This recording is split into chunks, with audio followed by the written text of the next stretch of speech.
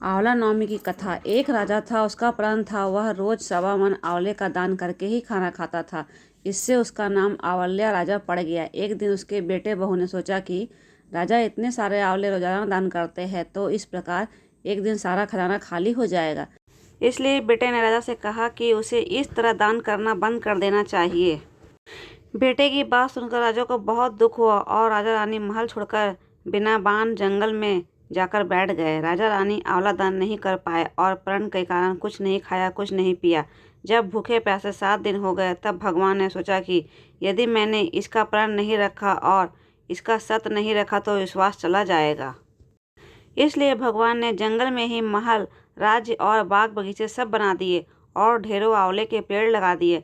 सुबह राजा रानी उठे तो देखा कि जंगल में उनके राज्य से भी दुगना राज्य बसा हुआ है। राजा रानी से कहने लगे, रानी देख, कहते हैं ना, सत मत छोड़े सूरमा, सत छोड़िया पत जाए, सत की छोड़ी लक्ष्मी फिर मिलेगी आए। आओ नहा धोकर आंवले का दान करें और भोजन करें। राजा रानी ने आंवले का दान करके खाना खाया और खुशी खुशी जंगल में रहने लगे। उधर आंवला देवता का अपमान करने वाले माता व पिता से बुरा व्यवहार करने के कारण बहू बेटे के बुरे दिन आ गए। राज्य दुश्मनों ने छीन लिया और दाने दाने को मोहताज हो गए और काम ढूंढते हुए अपने पिताजी के राज्य में आ पहुँचे। उनके हालत इतने बिगड़े हुए थे कि पिता ने उन्हें पहचाने बिना काम पर रख लिया।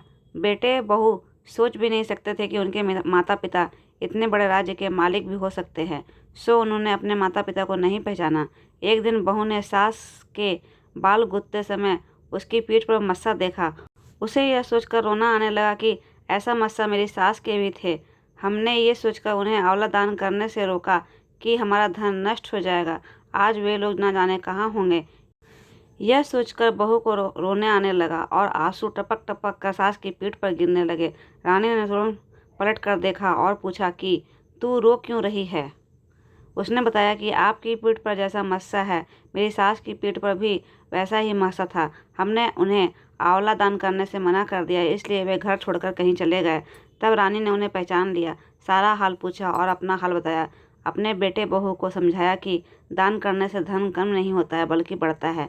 बेटे बहू भी अब सुख से राजा रानी के साथ रहने लगे। हे भगवान, जैसे राजा रानी का सत रखा वैसा सत रखना और कहते सुनते सारे परिवार का सुख रखना। बोलिए विष्णु भगवान की जय।